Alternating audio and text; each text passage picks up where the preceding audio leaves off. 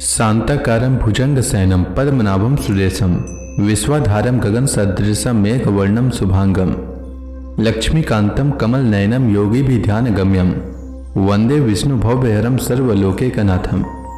मंगलम भगवान विष्णु मंगलम गरुड़ध्वज मंगलम पुंडरीकाक्ष मंगलाय तनोहरि। ओम नमो भगवते वासुदेवाय। आज का दिन आप सभी के लिए मंगलमय हो। आज सावन महीने का 11वां दिन है। सावन महीने में प्रतिदिन श्रीमद् भागवत महापुराण की कथा का श्रवण करने से जीवन में होने वाली अज्ञान वश पाप कर्मों से छुटकारा मिलता है। साथ ही 1000 गौदान के बराबर पुण्य की प्राप्ति होती है। हमारे चैनल पर आप प्रतिदिन श्रीमद् भागवत महापुराण की कथा का श्रवण कर सकते हैं। साथ ही इस चैनल पर सावन मास में आने वाली सभी व्रतों की कथा और व्रत से संबंधित जानकारी भी व्रत से पहले उपलब्ध करा दी जाती है। इसलिए हमारे चैनल को अवश्य सब्सक्राइब करें, साथ ही बेल आइकन को भी दबा दें और कथा अच्छी लगे तो लाइक अवश्य करें। अब आइए सुनते हैं सावन मास कथा का 11वां अध्याय। श्री सुखदेव जी कहते हैं, परीक्षित, ग्वाल बालों ने घर पहुंचकर अपनी मां, बहन आदि स्त्रियों से श्री कृष्ण और बलराम ने जो कुछ अद्भुत कर्म किए थे, दावानल से उनको बचाया, प्रलंब को मारना इत्यादि सबका वर्णन किया। बड़े बड़े बुढ़े गोप और गोपियां भी राम और श्याम की अलौकिक लीलाएं सुनकर विस्मित हो गईं। वे सब ऐसा मानने लगे कि श्री कृष्ण और बलराम के वेश में कोई बहुत बड़े देवता ही व्रज में पधारे हैं। इसके बाद वर्षा ऋतु का शुभागमन हुआ। इस ऋतु में सभी प्रकार के प्राणियों की बढ़ती हो जाती है। उस समय सूर्य और चंद्रमा पर बार बार प्रकाश में मंडल बढ़ने लगे। बादल, वायु, चमक, कड़क आदि से आकाश शुभ्र सा दिखने लगा।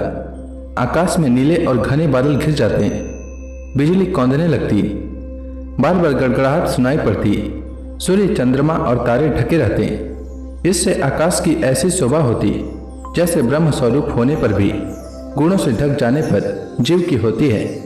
सूर्य ने राजा की तरफ पृथ्वी रूप प्रजा से 8 महीने तक जल का कर ग्रहण किया था।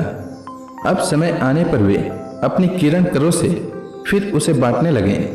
जैसे दयालु पुरुष जब देखते हैं कि प्रजा बहुत पीड़ित हो रही है, तब वे दया प्रवश होकर अपने जीवन प्राण तक निछावर कर देते हैं, वैसे ही बिजली की चमक से शोभायमान घनघोर बादल तेज हवा की प्रेरणा से प्राणियों के कल्याण के लिए अपने जीवन स्वरूप जल को बरसाने लगे।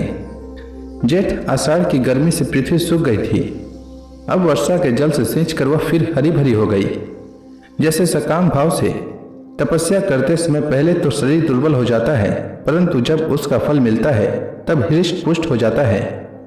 वर्षा के सायं काल में बादलों से घना अंधेरा छा जाने पर ग्रह और तारों का प्रकाश तो नहीं दिखाई पड़ता, परंतु जुगनू चमकने लगते थे।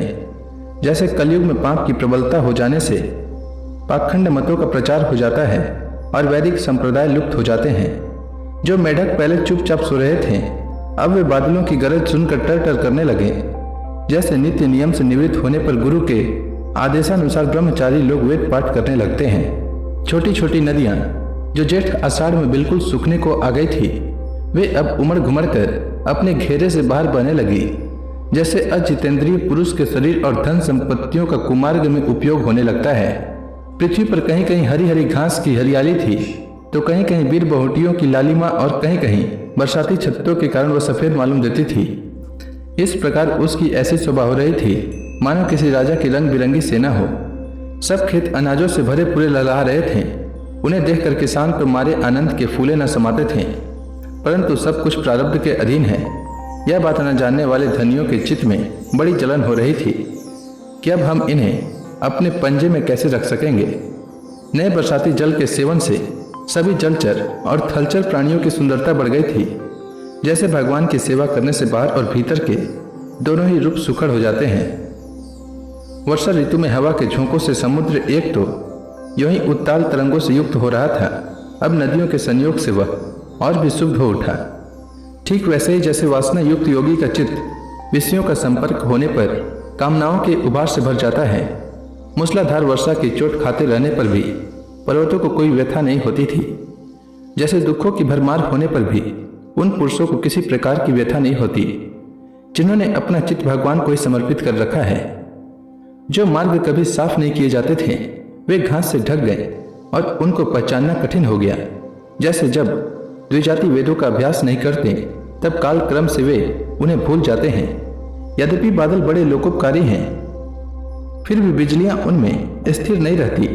ठीक वैसे ही जैसे चपल अनुराग वाली कामिनी स्त्रियां गुणी पुरुषों के पास भी स्थिर भाव से नहीं रहती।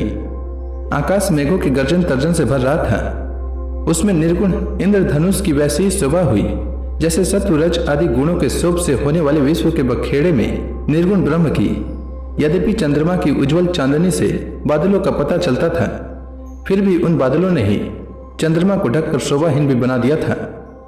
ठीक वैसे ही जैसे पुरुष के आभास से आभासित होने वाला अहंकार ही उसे ढककर प्रकाशित नहीं होने देता।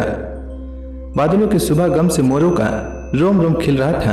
वे अपनी कुहक और नृत्य के द्वारा आनंदोत्सव मना रहे थे। ठीक वैसे ही जैसे गृहस्थी के जंजाल में फंसे हुए लोग जो अधिकतर तीनों तपों से जलते और घबराते रहते हैं, भगवान के भक्तों के शुभ गमन से आनंद मग्न हो जाते हैं। जो वृक्ष जेठ आषाढ़ में सूख गए थे, वे सब अपनी जड़ों से जल पीकर पत्ते, फूल और डालियों से खूब सज धज गए। जैसे सकाम भाव से तपस्या करने वाले पहले तो दुर्बल हो जाते हैं, परंतु कामना पूरी होने पर मोटे तगड़े हो जाते हैं। परीक्षित, तालाबों के तट, कांटे कीचड़ और जल के बहाव के कारण प्रायः अशांति रहते थे, परंतु सारस एक क्षण के लिए भी उन्हें नहीं छोड़ते थे। जैसे अशुद्ध हृदय वाले विषयी पुरुष काम धंधों की झंझट से कभी छुटकारा नहीं पाते, फिर भी घरों में ही पड़े रहते हैं। वर्षा ऋतु में इंद्र की प्रेरणा से मूसलाधार वर्षा होती है। इससे नदियों के बांध और खेतों की मेड़ें टूट फूट जाती है। जैसे कलयुग में पाखंडियों के तरह तरह के मिथ्या मतवादों से वैदिक मार्ग की मर्यादा ढीली पड़ जाती है। वायु की प्रेरणा से घने बादल प्राणियों के लिए अमृत में जल की वर्षा करने लगते हैं। जैसे ब्राह्मणों की प्रेरणा से धनी लोग समय समय पर दान के द्वारा प्रजा की अभिलाषाएं पूर्ण करते हैं। वर्षा ऋतु में वृंदावन इसी प्रकार शोभायमान और पके हुए खजूर तथा जामुनों से भर रहा था। उसी वन में विहार करने के लिए श्याम और बलराम ने ग्वाल बाल और गौओं के साथ प्रवेश किया। गौएं अपने थनों के भारी भार के कारण बहुत ही धीरे धीरे चल रही थीं। जब भगवान श्री कृष्ण उनका नाम लेकर पुकारते तब वे प्रेम परवश होकर जल्दी जल्दी दौड़ने लगती। उस समय उनके थनों के दूध की धारा गिरती जाती थी। भगवान ने देखा कि वनवासी भील और भीलनियां आनंद मग्न हैं। वृक्षों की पंक्तियां मधुर धारा उड़ेल रही है। पर्वतों से झरझर करते हुए झरने झर रहे हैं। उनकी आवाज बड़ी सुरीली जान पड़ती है और साथ ही वर्षा होने पर छिपने के लिए बहुत सी गुफाएं भी है। जब वर्षा होने लगती तब श्री कृष्ण कभी किसी वृक्ष की गोद में छिप जाते, कभी कभी किसी गुफा में ही जा बैठते और कभी कंद मूल फल खाकर ग्वाल बालों के साथ खेलते रहते। कभी जल के पास ही किसी चट्टान पर बैठ जाते और बलराम जी तथा ग्वाल बालों के साथ मिलकर घर के लाया हुआ दही भात, दाल साग आदि के साथ खाते।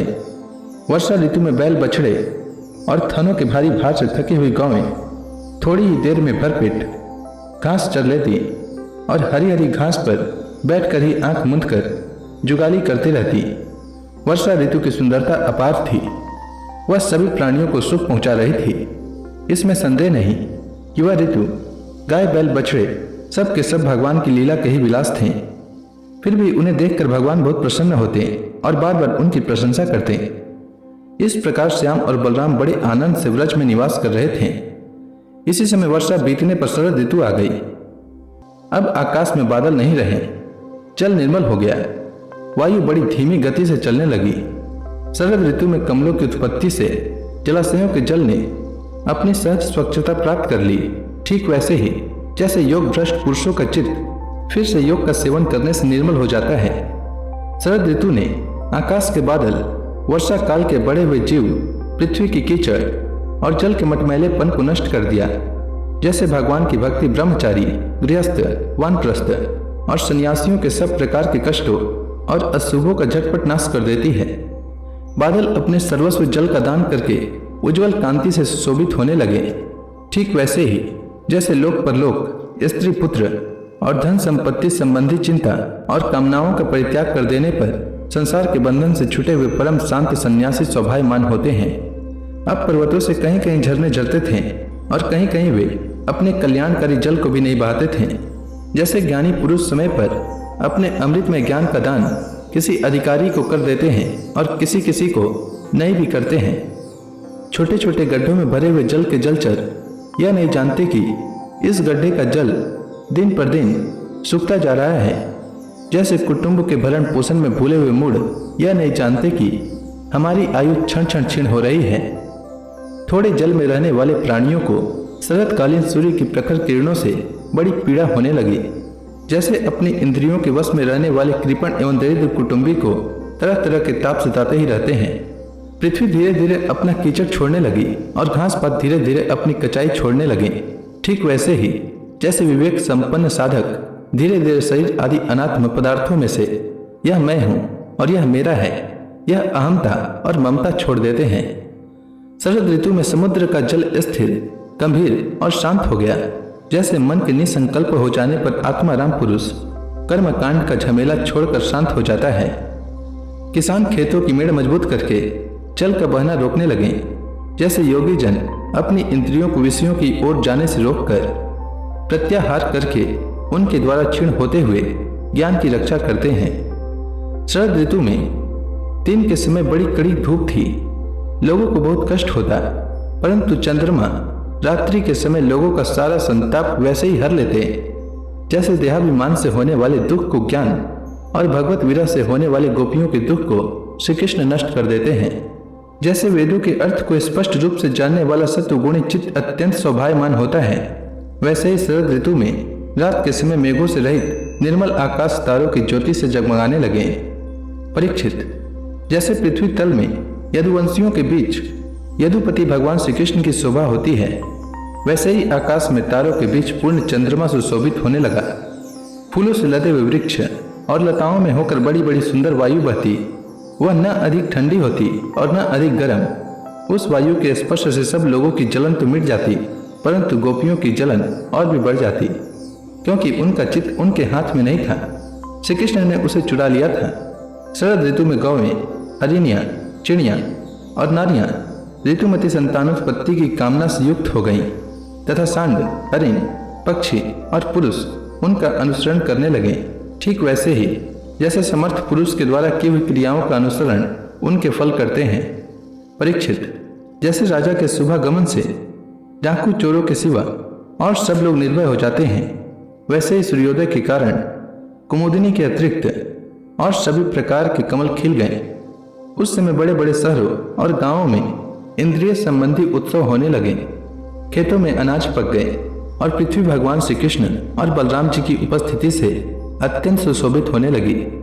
साधना करके सिद्ध हुए पुरुष जैसे समय आने पर अपने देव आदि शरीरों को प्राप्त होते हैं, वैसे ही वैसे सन्यासी और राजा जो वर्षा के कारण एक स्थान पर रुके हुए थे, वहां से चलकर अपने अपने अभीष्ट काम काज में लग गए।